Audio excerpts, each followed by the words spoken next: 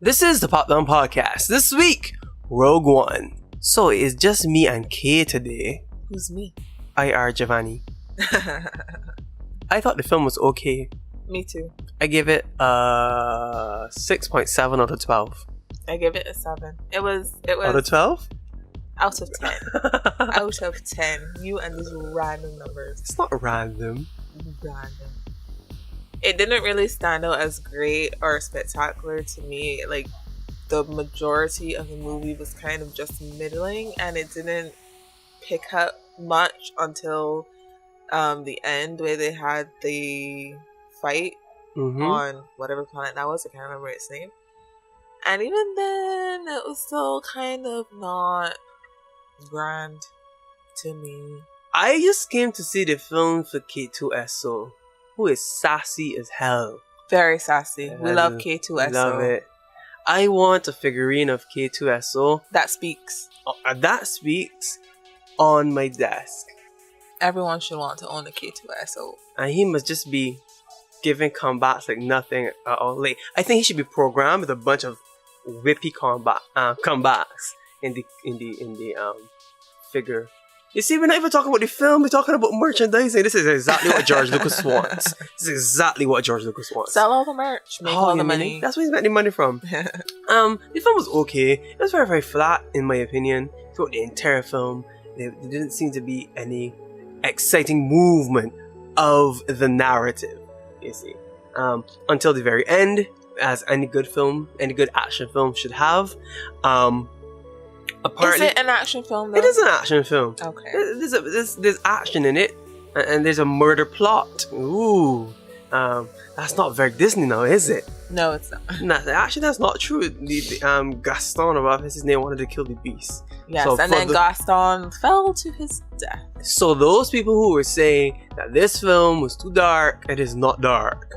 Well, when you're African American. When you're older and you look back on Disney movies and you realize how a lot of these characters died and like the circumstances under which they lived and stuff, and Disney movies are pretty dark, but they cover up all of that with music and dancing and pretty princesses. Well, there was a princess in this film at the end. Yes, Princess Leia, of course. I mean, anyone who knows anything about Star Wars expect her to and that's the problem I have with this film. You need to know Star Wars for it to make sense. Yeah. At no point in the film is not the Empire, not Empire, the Imperial. The Rebellion? No, well, the Senate? What are they called again? Well, it's not the Empire. Before the Empire, there was the Imperial thingy, mabobby, right? Like the Imperial fighters and that kind of thing. That is not explained particularly. Nor are the rebels explained. But the film is made with the expectation that you've seen 1, 2, 3, 4, 5, and 6. Really? What's the demographic for this film? Star Wars fans? Let's people be real. with an intimate knowledge of the lore and for this the film, universe? I guess. But if you had to look at the film as the film itself, the demographic for this film would be the 13 to the 18-year-olds and the 18 to 25-year-olds. A lot of people who may not have invested time in watching episodes 4, 5, 6, and 1, 2, and 3. 1, 2, 3, Clone Wars. People may not have invested that kind of time. I have not invested that kind of time in watching. Me neither. I've only seen every Star Wars movie like once. Exactly. So, perhaps for those people, I'm not sure. I'm speaking for those people who may not have had any experience with Star Wars. For a little understanding of what the larger conflict is, maybe that was necessary or maybe not. The larger context in which the events of this film exist. Yeah. But I watched it for K2SO. I watched it for the blind guy. He's played by Donnie Yen and I can't remember his name. The blind Chinese guy. Funniest moment, spoilers, is when they put the bag over his head. Yeah. Are you kidding me? I'm speaking of, this movie had more humor in it than I expected. I don't know if Star Wars, I don't remember because I haven't watched like a Star Wars movie since Force Awakens, and before then since I was like 12, which was in like 2004. Give me your age there. Anyway, so like, I don't really remember if Star Wars movies are usually funny, but there was a lot more humor in this than I was expected.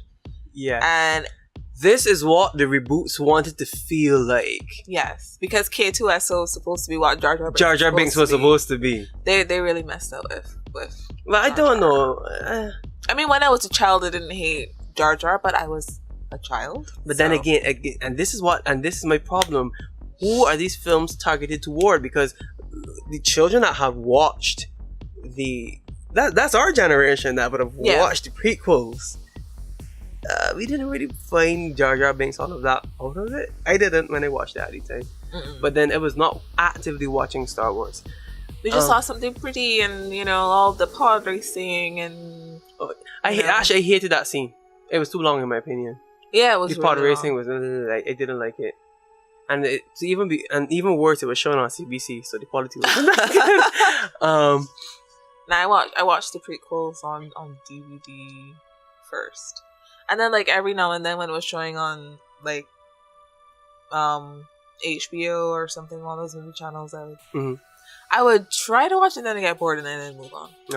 Yeah, me too, same. Maybe the films are too long for me. Something I think this film did better than Rogue One is diversity in the sense of it doesn't You mean feel... Force Awakens? Force Awakens, sorry, thank you. Force Awakens is that it doesn't seem like, oh, this is a female lead character. We must emphasize that she is female and she does not need it. And that over the head kind of thing was not there. They really pushed that Rey is a strong, independent woman. She doesn't need Finn to hold her hand while she's running from these people attacking them. It was too over the top. Yeah. I felt I got that one moment like really annoyed me. I don't need you to hold my hand. Well, okay, but I mean, if I was standing next to someone and we were running in the same direction from danger, or even if we weren't running in the same direction and I want to get myself to safety and I want to get you to safety, I'm going to grab you to make sure that we head off in the same direction. Yep. But in Rogue One, she is a character. It doesn't matter that she has a vagina. Can I say that? I already said it. Alright. It was a diverse cast. It didn't feel like they were preaching to me. And I don't mind this. I just hate preaching, and this film did not preach, which is good. I like that. Something else I also like was the CG they did of Grand Moff Tarkin. Yes, I didn't actually realize he was CG. She did not realize that he was CG until I mentioned it in the cinema. No, I didn't. Right, and it was pretty well done. But then I'm gonna have bad eyes, so that is true. That's the thing. Maybe if you saw her in 3D, you may have realized it'd be right up in your face. Wait, was this actually in 3D? The film? How you mean it? What film is not in 3D? I hate films in 3D. So why wasn't it being shown in 3D? It is being shown in 3D. Where we went to see it. Yeah, it is being shown, but just the early we went in the wrong. The earlier showings are. You wanted to see it in 3D? No, not really. It was just, but that was literally the only showing that was on that schedule. Oh, yeah. Unless in the other more pricey part of that cinema. The more pricey part. Oh no, it's usually the opposite way around. Yeah. If you want to watch 2D, you have to go into the AP. Yeah. But I like the CG that they did on him. It's pretty good. We're getting better at CG. The textures are not completely there as yet for you to completely believe. I think personally what gave it away was the eyes for some reason. I can't tell why, but the eyes seem to give away that he is not there for real. Maybe it didn't look like he was focusing on anything, or was it? I can't tell. I'll have to rewatch the film. I think what may be happening is that in reality, when you look at something, even though you move your head, your eyes stay fixed in one position. I think what may have been happening is that as he moves his head, his eyes are moving with him as well. Okay. So maybe that. Something, I think, when I was watching it was like, alright, to me, the eyes give it away that it is not him there, in addition to a little bit of the texture of his skin. But it was pretty good. You didn't want to realize until someone told you. I thought the CG on the tentacle monster thing didn't look that good? Didn't look that good. That didn't bother me for some reason. It didn't bother me. It's just like something I noticed. It didn't look well integrated with, you know, the rest of what was going on in the environment, because it looked really fake to me. I guess I could understand that. Yeah. Spoilers! Everyone dies. Yes, everybody dies. Which I was okay. Granted, Jin and company do not appear at all in 4, 5, and 6 or any other part of Star Wars besides this movie. But I mean, I didn't exactly expect everybody to die. I only realized that everyone would die when K2SO died. Really? Yeah. That was a giveaway? Yeah. Okay.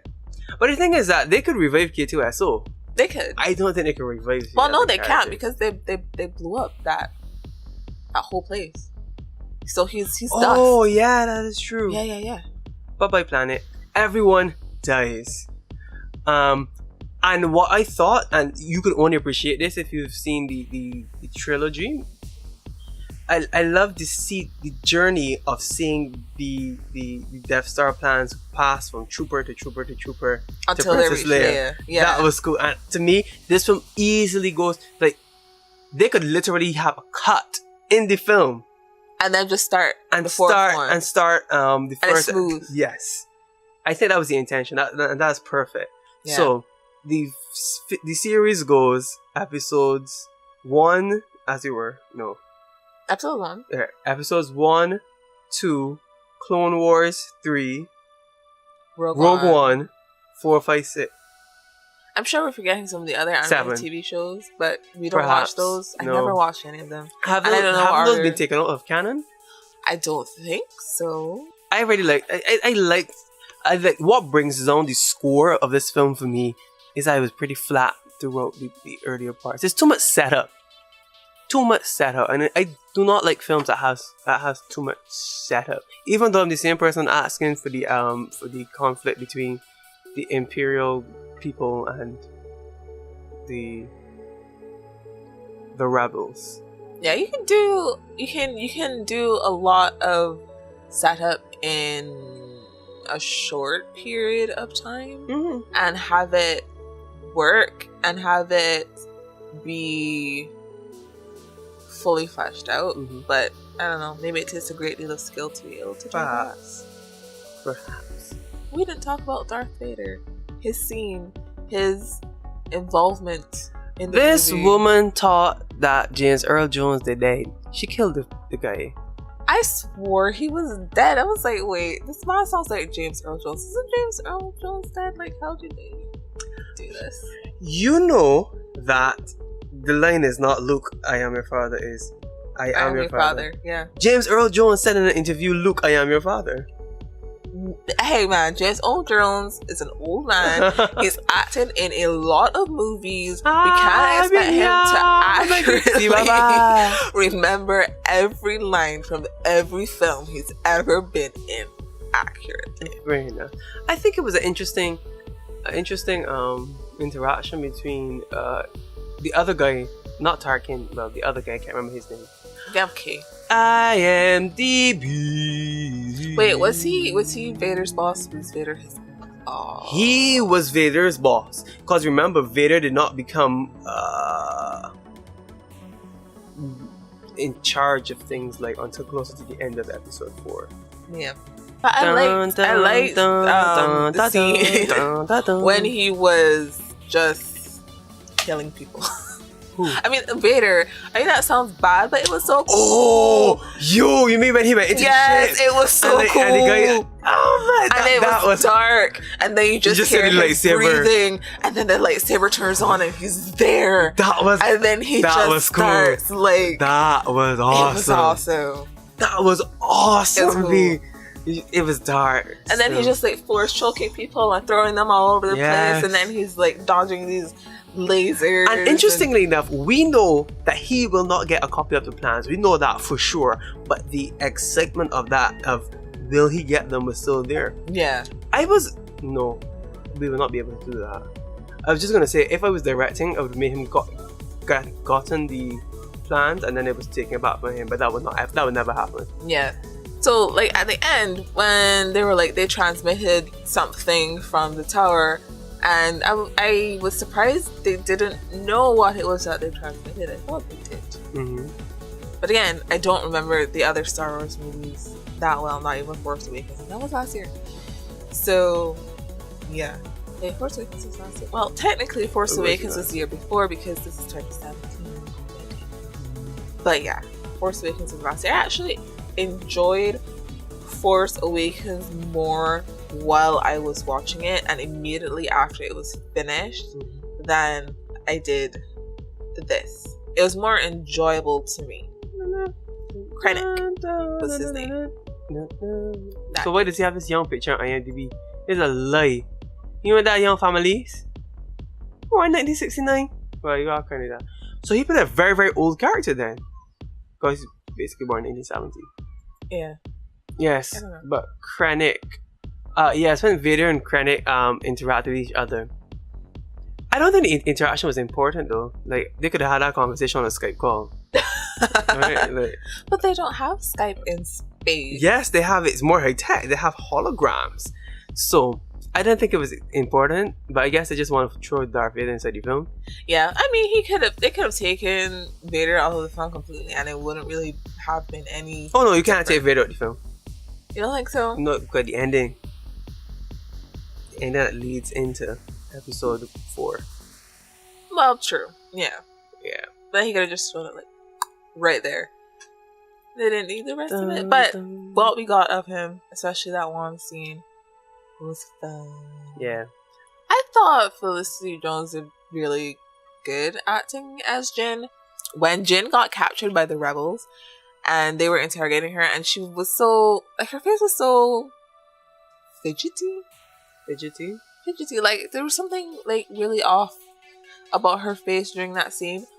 But the more I stared at her to try to figure out what it was about her face that was bothering me, it was like, well, she's supposed to be nervous and scared in this scene, so for her to be a little restless would make sense. Well, no acting stood out as bad acting to me, so I didn't really pay attention to the acting.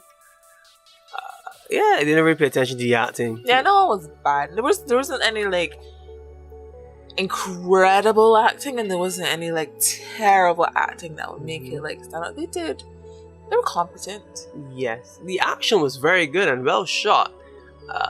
When blind guy fought the stormtroopers. We could go on IMDb to find out what his name is. I still want to call him Chinese blind guy because I want to be as very little politically correct this year. That's my New Year's resolution. Yeah, we can't pronounce that. You mean Donnie Yen? No, the character name. Oh, Chirrut Imwe is what I would say. Or we can just say Donnie Yen. When he beat up the stormtroopers with his stick thingy. Staff. His stick thingy. Staff.